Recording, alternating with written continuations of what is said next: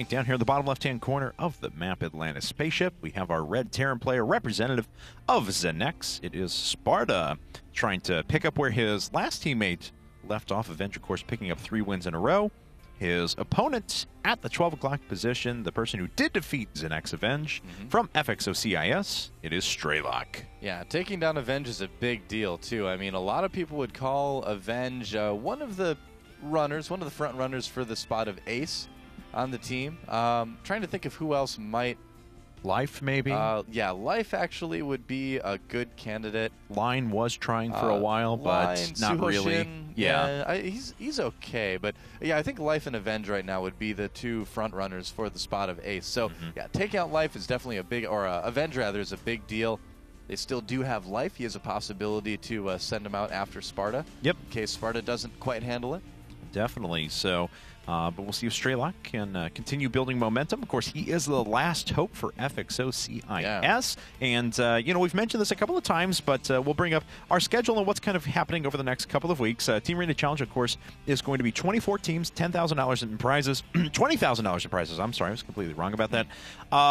And so 8 of the teams are actually qualifying from these open qualifiers. This is a semifinal, so whoever wins this match will make it into the main event. Whoever does not will be knocked out. They will have to try again next week in the open qualifiers. Yep, we have one more open qualifier for Team Arena Challenge 3. Still some very good teams that are out there. Very good teams that have made it in as well.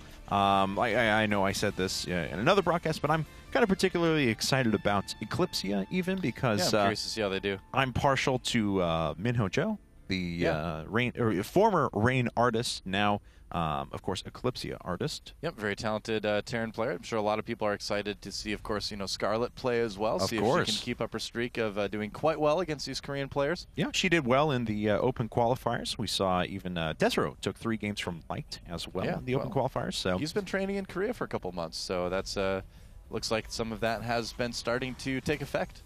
And for StarCraft, he actually decided to go Command Center first, double raxing behind that, of course. His opponent, though, going for a 1-rax gasless fast expand, so of course he will have that that orbital command done a little bit faster than his opponent, but StarCraft is going to be very far ahead on economy if he doesn't take any pressure.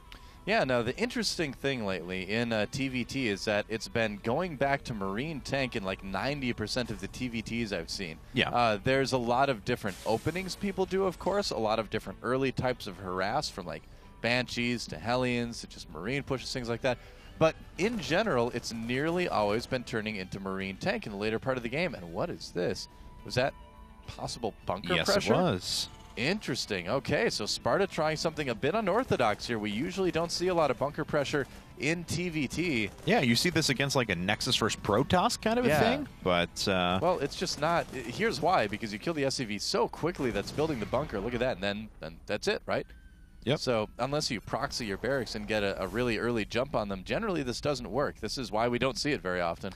Yeah, and it looks like Sparta's going to have to turn around, go back home. A couple of SCVs still chasing after this for StarCraft. He's got to watch out, though. He actually loses both of those SCVs. However, he does take the advantage in the Marine-on-Marine engagement there. Yep. But still, not too bad. Didn't really take any pressure. Both orbital commands now finish for him as well, so we can start double calling down mules. Yep, it's true.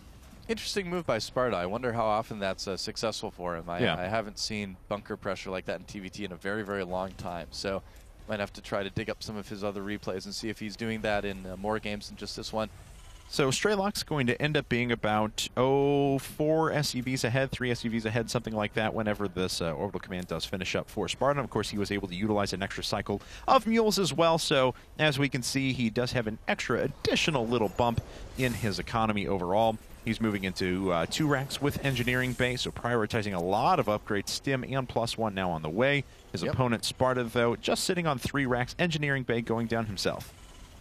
Yeah, okay. So, still, you know, not a whole lot of information yet from either player as far as, you know, kind of what they're going to do some damage against their opponents. Because we do see a lot of upgrading like this, and some players can just kind of get those and then just kind of play a little bit passively. But it is definitely a lot of Marines early on for both of these guys, and First Factory now going down for StarCraft. How many gases does he have? He has just 2. 2 gases right now. Okay. Yep, sitting on 2 for the time being. Yep. And, of course, with the increased SCV count because of the earlier orbital command, he will be able to put down another Vespian Geyser or 2 if he so desires and move into quick siege tanks. And has pretty darn good saturation over at his main as well, so would expect him to switch that rally point at some point here. Yep, a little bit of a scout from StarCraft. Doesn't really see a whole lot. Aside from the bunker at the front, he may have caught a glimpse of those Marines as well, which, you know, should tell him that his opponent is kind of sticking on largely bio. Didn't see like any Hellions or siege tanks or anything like that. And it's better than, you know, burning a scan if you can. I mean, SCVs are obviously a lot cheaper. And that factory is much, much later for Sparta than it was for StarCraft. Of course, he decided to put up his third barracks quite a bit later. Yep, exactly. Sees everything and sees nothing really out of the ordinary.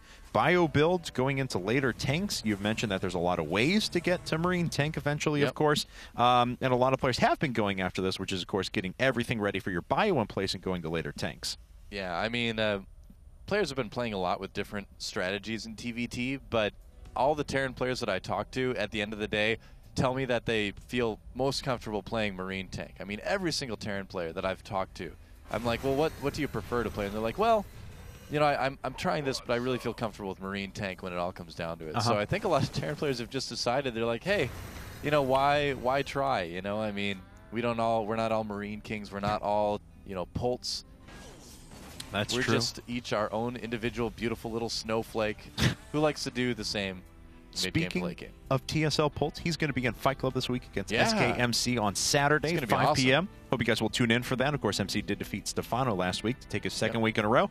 And Sparta, does he want to put on pressure? This is awfully bold because now StarCraft can start to stare those down. And unfortunately, with the Medivacs, he is going to steamroll his opponent. A huge win there for StarCraft. Yeah, that was +1 and stim versus combat shields. That was definitely, well, and +1 as well with the combat shields, but stim really makes a big difference. Obviously, the Medivacs too helped out quite a bit.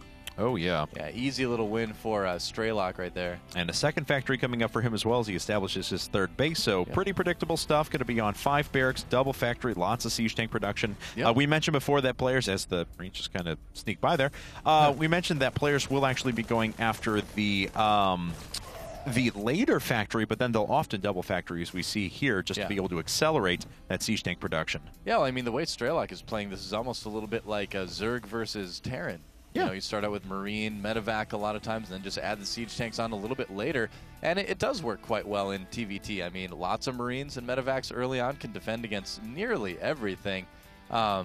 The one thing that you kind of have to watch out for is like the one base Marine tank Viking push or something like that. But on a big map like Atlantis Spaceship, obviously that's not a big concern, so you can just kind of go with that.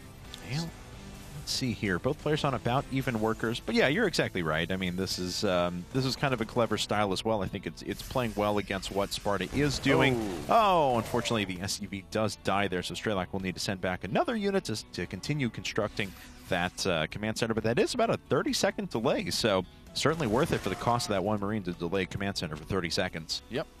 I like that Sparta's being active, kind of moving around the map, too. He killed off that Marine looking for that third base, so StarCraft's going to either need to send another one down there or scan later to see if and when Sparta does take that third. Now, Sparta is sitting on a couple of additional barracks, but has not gone into the double factory production yet. So, as we can see, StarCraft already producing 2 tanks at a time, quickly going to push ahead there. And I think he got siege mode a little bit quicker. Yeah, it's already finished. Yep, that's right. So he's going to be ready to push very soon here. And this may be kind of one of those interesting timings. Okay, never mind. He did have some Marines to see it. I was going to say it looked like he was about ready to move out, but no, now he's definitely going to stay at that third base. Yeah, a little while, Yep, because a small group of Marines, even if you are attacking, a small group of Marines, well upgraded, can take down structures very quickly. What are the upgrades right now for Sparta? He is at 1-1, StarCraft also at 1-1, but he does have 2-2 on the way. Oh, and plus 1 vehicle weapons, too. So very nice. StarCraft, I mean, really just looking a little bit ahead in every single regard in this game right now. Dude, StarCraft's look good in the games he's played so far. Well. Now, of course, he did let a third base go a little bit quicker in the last game that we saw, as there is a drop coming in, but a sensor tower should be able to pick up on that. Yeah, it already looks like a few Marines are shifting back to take care of that. Oh, wow! Strelok, well done. And an attack coming through here as well, but there are already siege tanks in position. Sparta scans that, says no thank you. But yeah, I mean, besides letting that third base go a little bit quicker to his opponent in the last game, he's been on top of it. Yeah, and TVT, I would say, is one of Strelok's better matchups. He knows how to play it quite well. He knows his style quite well. And he knows the map quite well. You know, he's got that one sensor tower that let him see that drop, and then he's got his army kind of sitting around between the third and the second. Now that he knows he's safe, he can kind of push out here, see if he can do some damage in return. All right. Oh, look at that. Yeah, a little hidden Marine. It's a good place to hide. James Bond Marine around the side there. So everything else catching up now for Strelok. He's almost maxed. He's on a 3-tank advantage, still continuing to double produce those. So way ahead in that regard. +1. He's gonna time this, of course, with 2-2 and that +1 vehicle attacks as well. Yep, definitely want to get the tanks in the back, Strelok. That's a good idea. Oh boy, here we go. Very much so. Well, let's see. Wow. Looks like, it's just a couple of Marines going to take the ZeNEX tower. They will be able to do so. Yep. And Strelok, he's maxed now, and just continuing to build up those resources. We'll probably see a 4th out of him started. His opponent already has one almost finished up, but it remains to be seen whether Sparta's going to be able to take advantage of that with how aggressive that Strelok's being now. Yeah, and Strelok knows that Sparta knows where his army is, so he's just going to try to, you know, juke around a little bit, get him out of position. Yep, not going to be able to really push in here too much. Ooh, taking some hits on his Marines, but not too bad. Both of these guys maxed out too. So right now it's a big matter of positioning and upgrades. And oh, I love this by Strelok, sending another force around to the third base as well. Yeah, I mean, he's going to be able to pull his opponent apart. Looks like Sparta thinks that means it's time to go. Decides to run into his opponent's forces, but a big tank shot from Strelok is able to take a lot of those units out at the same time. Strelok actually moving around towards the bottom right has completely neutralized that base. He's going to be able to get one of the orbital commands if he wants to. No, actually just leading those Marines back to his tanks, and Sparta takes the bait and has taken a lot of losses from those tanks. All of his units are incredibly low, and Strelok just going to go ahead and do a big old doom drop inside of the main. He's got to watch out for the missile turrets, though. This is a bold move by Strelok. Oh, and man, if Sparta takes advantage of this, that was so close. Strelok actually lucked out a little bit there. Sparta could have ran right up and killed those tanks, killed his army, no problem. Now, that was a lot of workers killed and does give him a 14-worker advantage at the moment. So Strelok's really got to reinforce this position quickly, though, or Sparta will be able to overwhelm it. So, or Sparta actually just going to move a lot of units over around the bottom right-hand corner of the map. Well, since he's the defender right now, he's got that defender's advantage. So he can try to maybe go back and pressure Strelok's third in return. But look at that. Yeah, he sees the other little army from Strelok coming across, so he knows he needs to play it a bit safe. Big stim coming up here. And, wasted stim. He wasn't able to catch the tanks at all. Nope, unfortunately not. And Strelok scans. Oh, he just runs past. Oh, he sees the units that are running across to his third. Is there anything up to defend? Looks like Strelok will have a couple of tanks in position now with a few Marines. Hopefully that can delay long enough for the rest of the units to make their way out. 2 of the tanks are sieged and actually taking some pretty good losses from Sparta's units. And running back directly into the tank line, Strelok with a magnificent hold there. That was a lot of Marines. Yeah, I feel like there was a little bit of indecisiveness on Sparta's part in that one. If he had just gone in, he would have been able to at least trade a little bit better. Oh, no! Letting his medevacs die. Huge mistake by Sparta. Looks like he's attacking the main. Attacks going on everywhere. And Strelok just drops right on top. He obliterates that army. Now finds himself up by 50 supply. There is another attack coming in from Sparta, though. Will he find a way to equalize somehow? Strelok actually already setting up a defensive position inside of his main. He is going to sacrifice this base, but he is going to get several in return. Yep, that's right. And both these players trying to defend their mains as much as possible. Huge tank advantage for Strelok right now. Yeah. And looks like a couple of those tanks have gone down, but Sparta's pulling everything to be able to take care of this. Running into the main now, though, and there are a couple of tanks up for Strelok, as I mentioned before, and the rest of the Marines are going to get cleaned up. 100 supply advantage. There's the GG. Strelok has tied things up and moved this to an ace match. Game number 9.